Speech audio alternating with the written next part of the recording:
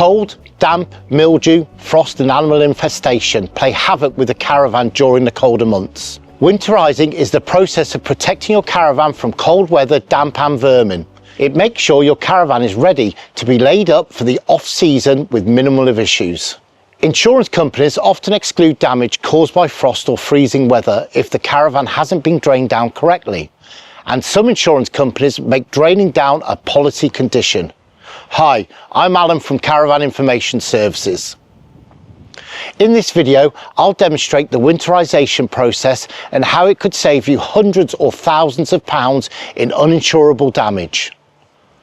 Possibly the most important job is draining down the caravan, and this is where we will begin our winterisation process.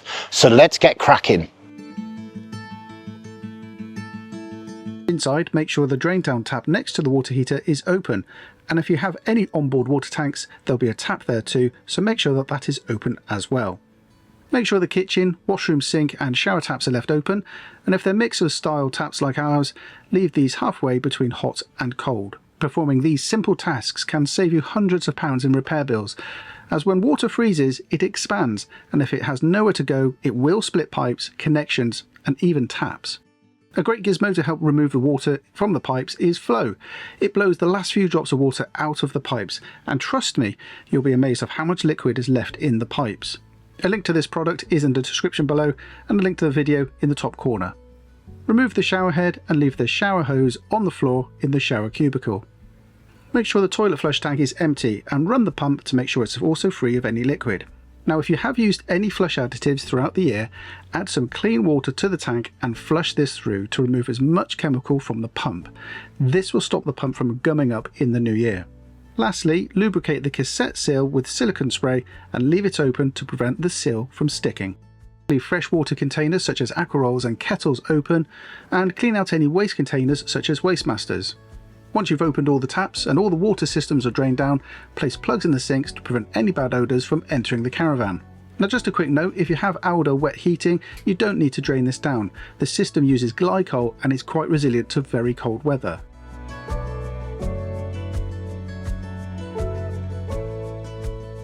Remove any fabric items such as clothing, bedding, cushions and towels from the caravan so they don't get damp or provide a warm nesting place for rodents.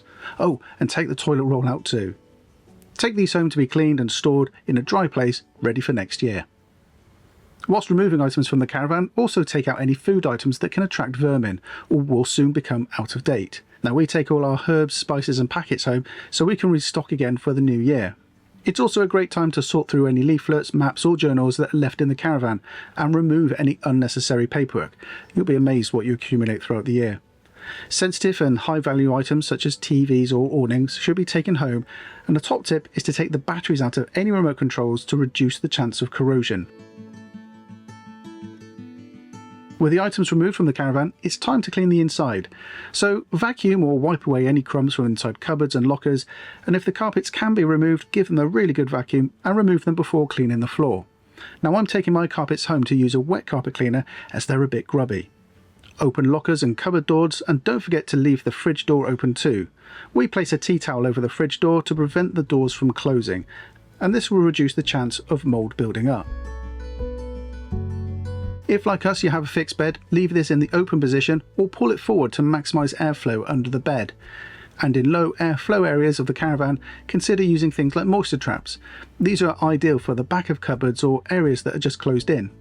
Gas drop vents should remain open to allow airflow, but adding some wire wool to these vents will stop rodent entry and also allow the vent to work too whilst the caravan is not in use. Just remember to remove the iron wool when you use the caravan once again.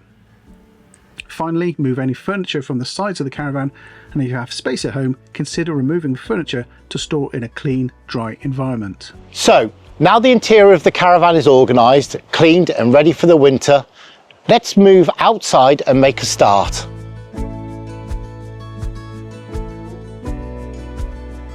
Clean the roof, the sides and the windows. On the roof, make sure the solar panel is clean and clear of any debris. Make sure that any muck or build up in the corners is also cleaned away. This will make sure the leisure battery has enough charge even during the short winter days. Clean the windows with a specialist cleaner and spray silicone spray around the window rubbers and around the locker seals too. Then once clean, there's just a few small jobs to do around the outside. Fit winter covers to the back of the fridge to prevent moisture from getting into the back. Check the tyre pressures and general condition. Make sure the gas shut-off valve on the regulator is closed, and also consider disconnecting the gas bottle completely. Just make sure you replace the dust cover on the bottle. Make sure the waste outlets are closed to stop any small animals from nesting, and make sure that the underside of the caravan is free from any debris that also could be used to nest in the winter months, or even worse, a jumping off point for rodents to enter the caravan.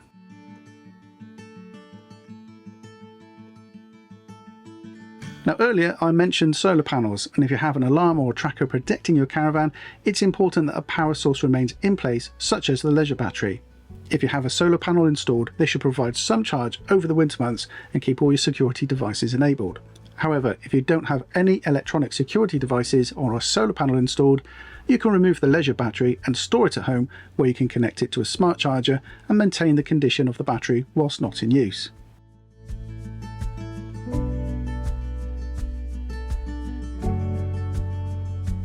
Before leaving the caravan tucked up for winter, double check your security items. Make sure the locks are working correctly and that they are actually locked.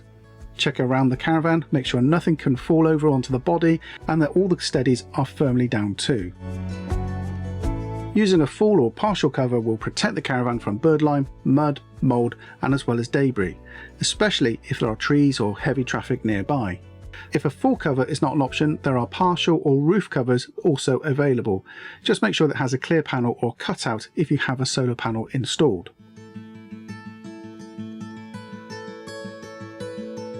Now every month or so, return to the caravan and perform some basic checks to make sure the caravan is in good condition. Firstly, check the level of charge in the leisure battery by switching on the main panel and reading the voltage on the meter. If you can, make sure the solar panel is clear of any leaves or any debris. If you can't see the roof, use a phone on a selfie stick to film a short clip of the condition of your caravan roof. Check for any nesting animals inside the wheel arch area and the condition and the pressure of the tyres. If possible, move the caravan back or forward to redistribute the weight on the tyre. Walk around the caravan looking for any signs of water ingress, moisture build-up, and look around windows, locker doors and fixtures on the outside. Look at the awning rails for signs of delamination or build-up of liquid, especially where the panels join. It's worth being armed with some waterless wash and cleaner to remove any moss, green algae or dirt build-ups. This can also help when checking for water ingress too. And finally, nip inside the caravan and check the insides of roof lights and the back of cupboards for traces of water marks. So there you have it, a complete winterisation process. It might seem like a lot of work, but a proper winterisation process can save you time and money in the long run. And you won't have to worry about having an insurance claim declined because you have failed to drain down your caravan correctly. That's it for this video. Thanks for watching, and please check out the other videos in the series for more practical caravan advice. And don't forget, if you join Caravan Information Services as a member, you'll receive great membership perks like including live chat support with an engineer for specialist emergency advice. Check out the membership details on our website. Happy caravanning.